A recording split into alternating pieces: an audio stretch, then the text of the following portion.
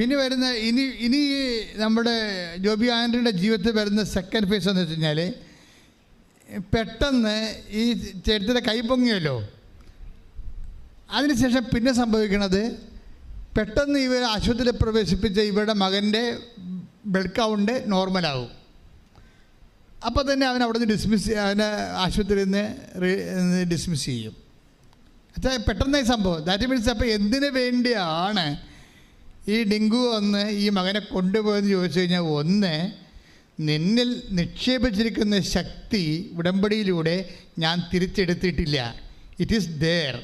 നീ തെറ്റിദ്ധരിച്ചിരിക്കുന്നതാണ്, നിനക്കിപ്പോഴും നീ ഉടമ്പടിയിലാണ് എന്ന് പറയാൻ വേണ്ടിയാണ് ഈ ഡെമോൺസ്ട്രേഷൻ വരണത്. ഇതൊരു ഡെമോൺസ്ട്രേഷനാണ്, കവനൻ്റ് ഡെമോൺസ്ട്രേഷൻ. എന്താ അതിനുശേഷം ഇവർ വീട്ടിൽ പോകും. വീട്ടിൽ പോയപ്പോൾ വേറെ കാലാവസ്ഥ വന്ന് മകനെയും കൊണ്ട് വീട്ടിൽ പോയി.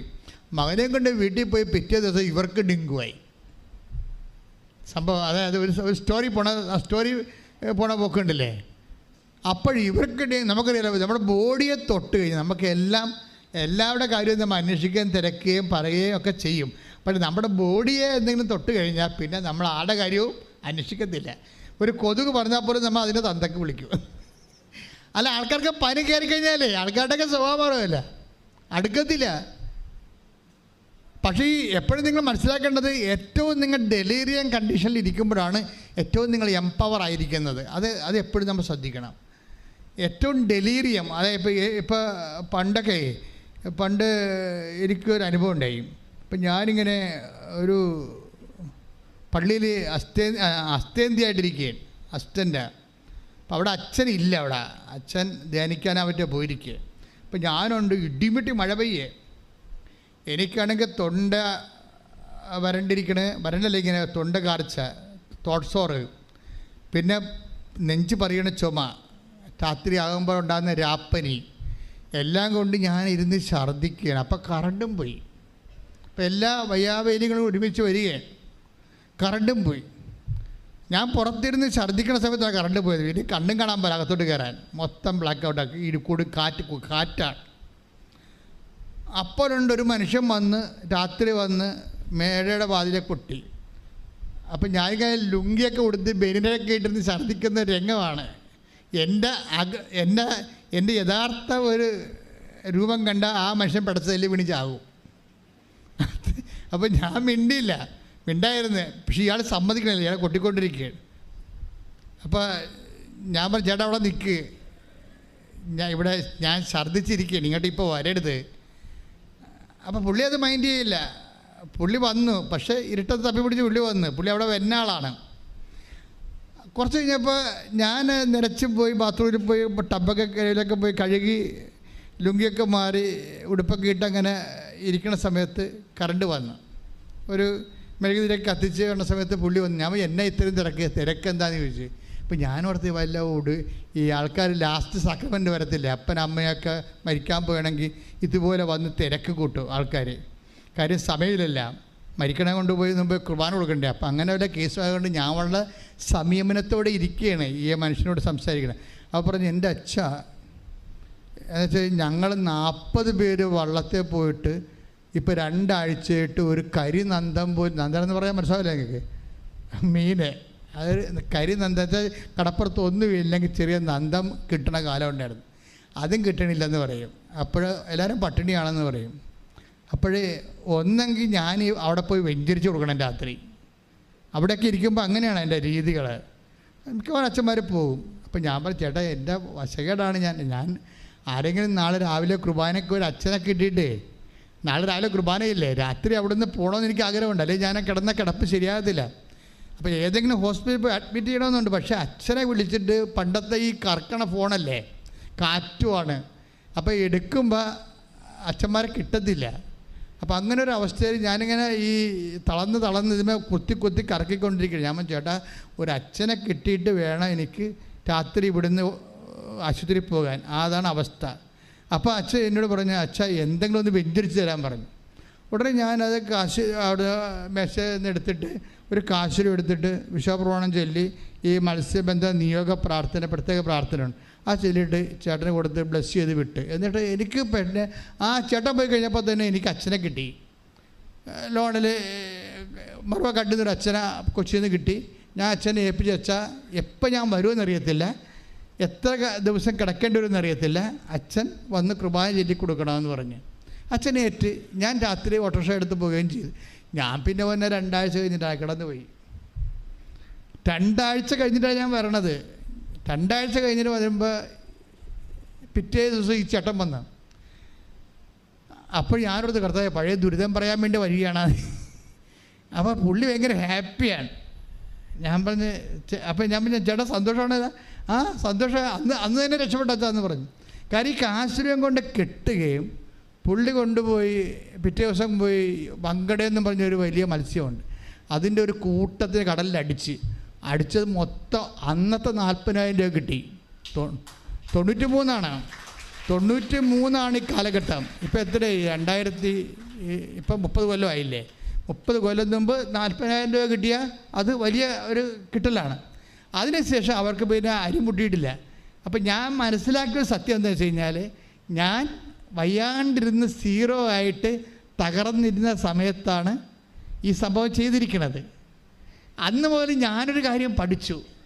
എന്താ വെച്ചാൽ ഇതിനിടയ്ക്ക് എനിക്ക് പണ്ട് വലിവ് വരുമായിരുന്നു. ഇപ്പോഴാണ് ഞാൻ വലിവൊന്നും വരാത്തത്. വലിവ് ഇങ്ങനെ വന്നത് അത് കുഞ്ഞുനാളും വരെ ഉള്ളതാണ്. വലിവ് ഇങ്ങനെ വരും. വലിവ് വന്നാൽ പിന്നെ അത് പോകത്തില്ല.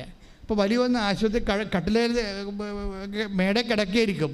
പക്ഷെ കിടന്നാലും ഈ ആൾക്കാർ ഒളിച്ചും പാത്തും ഒക്കെ ഒരു വാതിൽ തുറന്ന് അപ്പം തന്നെ ചാടി അകത്ത് കയറിയിട്ട് അച്ഛ ഭാര്യനെ ആശുപത്രി കൊണ്ടുപോകണമെന്നൊക്കെ പറയും, വേറെ പിടിച്ച് പ്രാർത്ഥിക്കാനൊക്കെ പറയും. പക്ഷേ എനിക്ക് വലിവാണെന്നൊക്കെ പറഞ്ഞാൽ അവർ അംഗീകരിക്കത്തില്ല. കാര്യം അവരെ സംബന്ധിച്ചിടത്തോളം അത് വേറെ ഒരു വിശ്വാസമാണത്.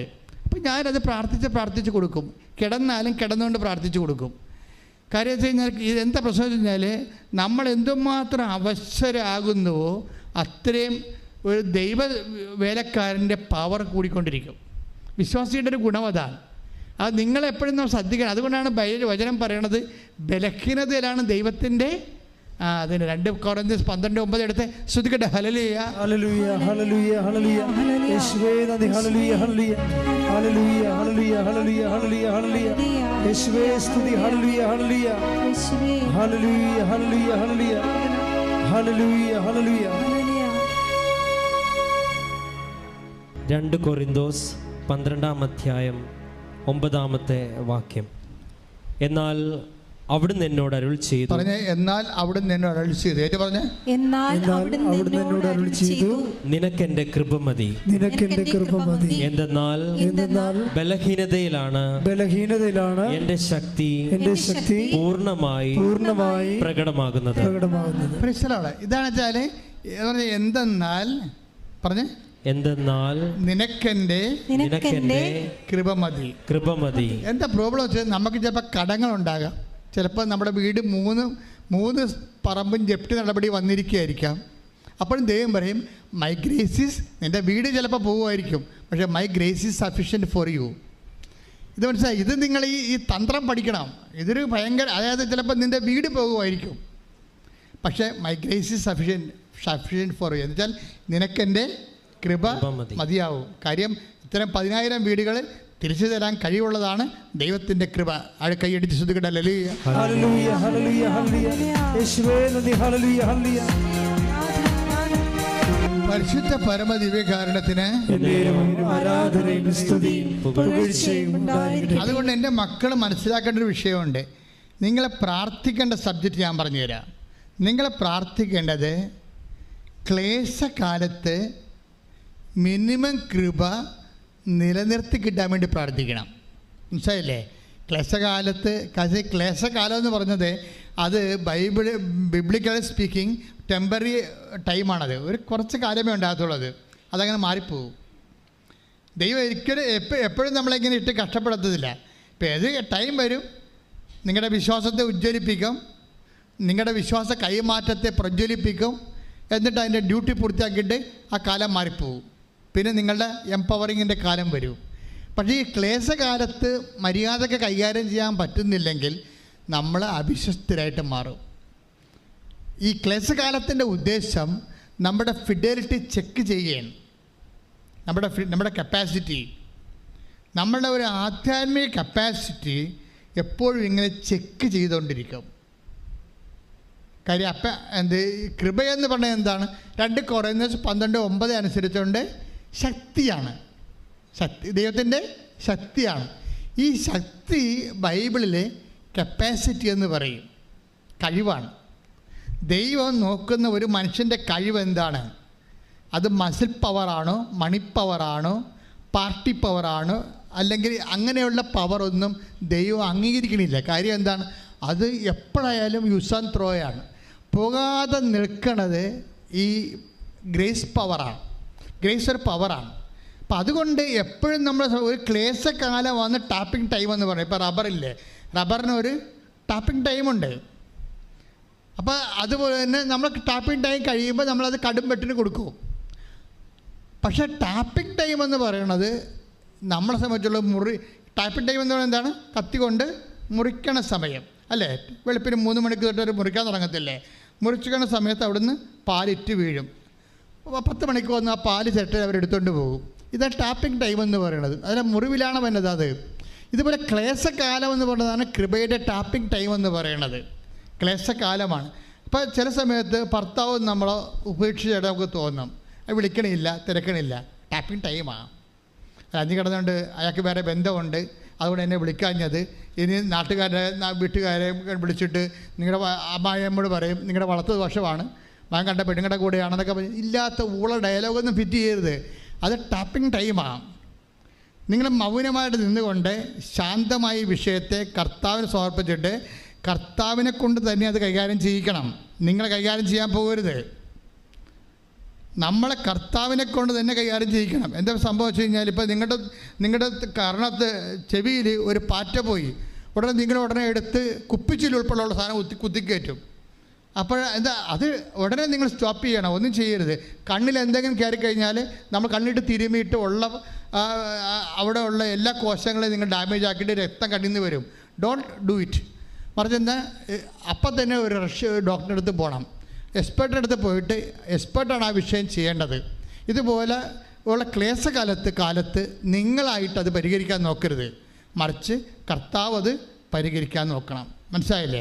അതിന് നമ്മൾ മൗനം പാലിക്കണം, പ്രാർത്ഥിക്കുക. കർത്താവായ ദൈവമേ, ക്ലേശകാലത്തെ കൃപയുടെ ടാപ്പിംഗ് ടൈമിലെ അങ്ങേ അതിൻ്റെ അകത്ത് ആ വിഷയത്തില് ഉൾപ്പെടുത്തുവാൻ ദൈവത്താൽ ആ വിഷയം പരിഹരിക്കപ്പെടുവാൻ എനിക്ക് പ്രത്യേക ജ്ഞാനം നൽകണമേ.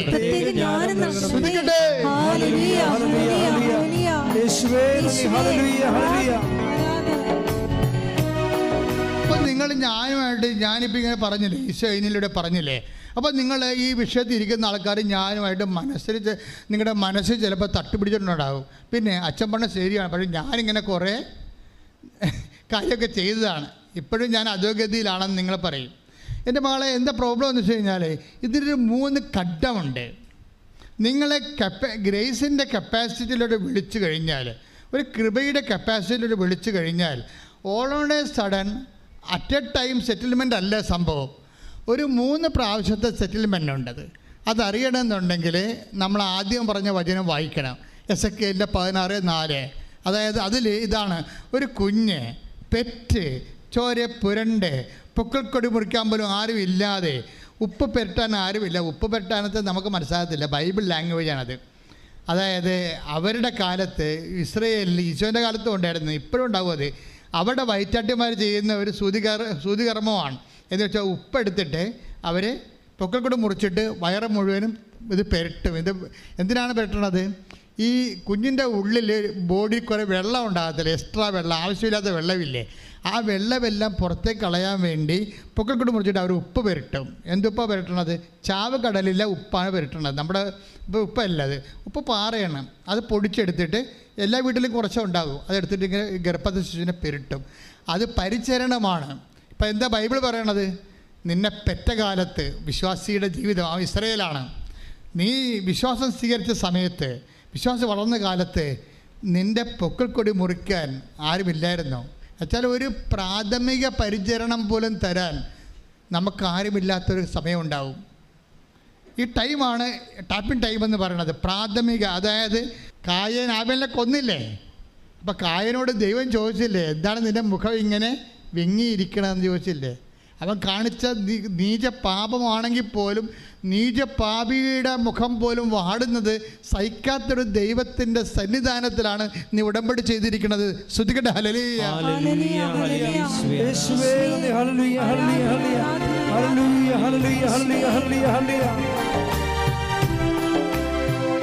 അപ്പം ഞാൻ പറഞ്ഞില്ലേ, അപ്പം ഈ ഒരു ക്ലേശകാലത്തിന് ഒരു ഏറ്റവും കുറഞ്ഞത് ഒരു 3 ടൈമുണ്ട്. ഇപ്പം നീ ഒരു ഡൈവേഴ്സ്ഡ് ആയിട്ടുള്ള സിംഗിൾ ഒരു സ്പൗസ് ആണെന്ന് വിചാരിച്ചോ. നിൻ്റെ ഭർത്താവ് നിന്നെ വിളിക്കണില്ല, അല്ലെങ്കിൽ നിൻ്റെ ഭാര്യ നിന്നെ ഇട്ടിട്ട് പോയി, നിൻ്റെ കുഞ്ഞുങ്ങളെ അവൾ യൂറോപ്പിൽ പോയി, അവൾ നിൻ്റെ ഫോൺ എടുക്കണില്ല, ഒരു കാലഘട്ടമാണെന്ന് വിചാരിച്ചോ. അപ്പോൾ ഇങ്ങനെ പല കാര്യങ്ങൾ കഴിയുമ്പോൾ ചിലപ്പോൾ ഭാര്യ വീട്ടുകാർ നമ്മളോട് ഉടക്കമുണ്ടാകും. അപ്പോൾ പിന്നെ ചിലപ്പോൾ നിൻ്റെ കടക്കാർ നീയായിട്ട് ഉടക്കമുണ്ടാകും. ചിലപ്പോൾ നിൻ്റെ ഷെയർ ഹോൾഡേഴ്സ് ഇഷ്യൂ ഉണ്ടാകും. എൻ്റെ മക്കളെ, എൻ്റെ ദൈവവേദലെ, ഇങ്ങനെ ഉള്ള ഓരോ കാലഘട്ടത്തിലും നീ ഇപ്പം തന്നെ ഈ ജോബി ആൻ്റണി എന്താ, അവളുടെ മകൻ സുഖപ്പെട്ട് വീട്ടിൽ വന്നപ്പോൾ നമ്മൾ ഓർത്ത് തീർന്ന്, അവളുടെ കൂടെ കർത്താവ് പ്രവർത്തിച്ചല്ലോ. അപ്പോൾ ഒക്കെ മനസ്സിലായി, അവിടെ മകന് സുഖപ്പെട്ട്, അപ്പോൾ എല്ലാം ക്ലോസായി, ഇനിയിപ്പോൾ സന്തോഷമായെന്ന് വിചാരിച്ചാൽ വീട്ടിൽ വന്നപ്പോഴുണ്ടേ ഇവക്ക് ഡെങ്കു പനിയായി. അപ്പോൾ എന്നാ പറയണത്, മകൻ അപ്പുറത്ത് ആശുപത്രിയിൽ കൊണ്ടുവന്ന് കിടപ്പുണ്ട്, മകളും കിടപ്പുണ്ട്, ഭർത്താവ് നാട്ടിലില്ല, ഭാര്യയുള്ള ഇവക്ക് ആരുമില്ല, നോബടി. ഇവക്ക് ഡെങ്കു പനിയായി. അത് മുഴുവനും ഈ അസ്ഥി മുഴുവൻ കഴിച്ചു വിടുന്ന അവസ്ഥയായി. അതായത് ഭക്ഷണം പോലും കിട്ടാത്തൊരവസ്ഥയായി. അപ്പോൾ ഇവിടെ അമ്മയോട് ചോദിച്ചു, അമ്മേ പൂർണ്ണമായിട്ട് എന്നെ ഇങ്ങനെ ഒഴിവാക്കിയ, എനിക്കിപ്പോൾ ആരുമില്ലാണ്ടായല്ലോ, ഒരു ഫ്രൂട്ട്സ് വാങ്ങിച്ച് കഴിക്കാൻ പോലും എനിക്ക് പൈസ ഇല്ല, ഞാൻ കിടന്ന് ചത്തുപോകും. പക്ഷേ എന്താ നമ്മൾ ഉടമ്പടി എടുക്കുമ്പോഴുള്ള ഗുണമെന്ന് പറഞ്ഞാലേ, ഇങ്ങനെ കിടപ്പ് ചത്തുപോകുമെന്ന് പറയാൻ നമുക്കൊരാളുണ്ട്. പ്രീഡില്ലേ, നമ്മളെ ഇതുപോലെ പണ്ട് നമുക്ക് സംസാരിക്കാൻ പറ്റത്തില്ലായിരുന്നു, ആരുമില്ലല്ലോ സംസാരിക്കാൻ ഉറപ്പായിട്ട്. ഇന്നിപ്പോൾ ഉടമ്പടി എടുത്തു കഴിഞ്ഞപ്പോൾ അധികാരപൂർവ്വം അവകാശപൂർവ്വം അവർ സംസാരിക്കാൻ അവർക്ക് ആളുണ്ട്. രാത്രി അമ്മേ എൻ്റെ അവസ്ഥ കണ്ടില്ലേ എന്ന് ചോദിച്ച്, ഞാൻ ഇങ്ങനെ കിടന്ന് തീരുകയാണെന്ന് പറഞ്ഞില്ല, രാവിലെ എഴുന്നേറ്റ് ഇവിടെ കൂടായിട്ട് ജോലി ചെയ്യുകയാണ്. ഒരു 2-3 മണിക്കൂർ കഴിഞ്ഞപ്പോഴാണ് ഇവൾ ഓർത്തത്, എടാ എനിക്ക് ഡെങ്കുപ്പനി ആയിരുന്നില്ല എന്ന്. ആ രാത്രി ആ സംഭവം എടുത്ത് അമ്മ മാറ്റി, ആ രാത്രി തന്നെ. എന്ന് വെച്ച് കഴിഞ്ഞാൽ നമ്മൾ ഒരു പരീക്ഷണത്തിലൂടെ പോകുമ്പോൾ എപ്പോഴും കൈയിരിക്കണ ബാറ്റൺ പോകാതെ, നിങ്ങൾ ശീക്കരം ഓടാൻ നിങ്ങൾക്ക്, പക്ഷെ കൈയിരിക്കണ ബാറ്റൺ പോകാതിരിക്കാൻ നോക്കണം. ഇത് റിലേ കളിയാണ്. വിശ്വാസം ഒരു റിലേ റണ്ണാണ് ശരിക്കും പറഞ്ഞാൽ. അവിടുത്തെ മെയിൻ സംഭവം നിങ്ങളുടെ സ്പീഡ് മാത്രമല്ല, കൈയിരിക്കണ ബാറ്റനാണ്. ബാറ്റർ എന്താണ്? നിങ്ങളുടെ വിശ്വസ്തതയാണ്. ഉടമ്പടിയിലുള്ള ബാറ്റർ എന്ന് പറഞ്ഞാൽ എന്താണ്? വിശ്വസ്തതയാണ്. വിശ്വസ്തത തെറിപ്പിച്ച് കളയുന്ന രീതിയിലുള്ള പല അനുഭവങ്ങളും ദൈവം നമുക്ക് മനഃപൂർവ്വം തരുന്നത് യു ആർ ഇൻ ടെസ്റ്റിംഗ് ടൈമാണ്. ദൈവത്തിന് പണ്ട് മുതലുള്ള പരിപാടിയാണ്. യേശു ക്രിസ്തുവിനെ ആണെങ്കിൽ പോലും ദൈവം ടെസ്റ്റ് ചെയ്തേ എടുക്കത്തുള്ളൂ. മനസ്സിലായ? അല്ലെങ്കിൽ പിന്നെ കർത്താവിൻ്റെ മരുഭൂമിയുടെ പരീക്ഷ ദൈവത്തിന് ഒഴിവാക്കാൻ പറ്റത്തില്ലേ? ഒഴിവാക്കത്തില്ല. ദൈവം സത്യമായത് കാരണം ഫേക്കായിട്ടുള്ള ഒരു ഫെയ്ത്ത്ഫുൾ എടുക്കത്തില്ല. അത് നീ ഓർത്തേക്കണം. ദൈവത്തിന് കണ്ണി പൊടിയിട്ടിട്ട് എന്തെങ്കിലും പിണ്ണാക്ക് പുഴുക്കി കൊടുത്ത് നേർച്ച കൊടുത്തിട്ട് ദൈവത്തിൻ്റെ കണ്ണി പൊടിയിട്ടിട്ട് നിൻ്റെ കാര്യം സാധിച്ചിട്ട് നിനക്ക് തോന്നിയ വാസം പടറക്കാലനായിട്ട് ജീവിക്കാമെന്ന് വിചാരിച്ചാൽ ഒറ്റ നടക്ക് പോകത്തില്ല. ഒരു ഫേക്ക് ഫെയ്ത്ത്ഫുള്ളിനെ ദൈവം അംഗീകരിക്കണില്ല. അതുകൊണ്ട് നീ ഫേക്ക് അല്ല എന്നുള്ളത് ദൈവതിരുസന്നിധിയിൽ സ്ഥാപിക്കാനുള്ള അവസരങ്ങൾ ദൈവം തരുന്നത് സഹനത്തിൻ്റെ രീതിയിലായിരിക്കും. പ്രാർത്ഥിക്കുക, കർത്താവ് ദൈവമേ, എൻ്റെ വിശ്വസ്തതയെ നീ ശോധന ചെയ്യുമ്പോൾ അന്തർജ്ഞാനത്താല് അത് മനസ്സിലാക്കി വിശ്വസ്തത കൈമോശം വരാതെ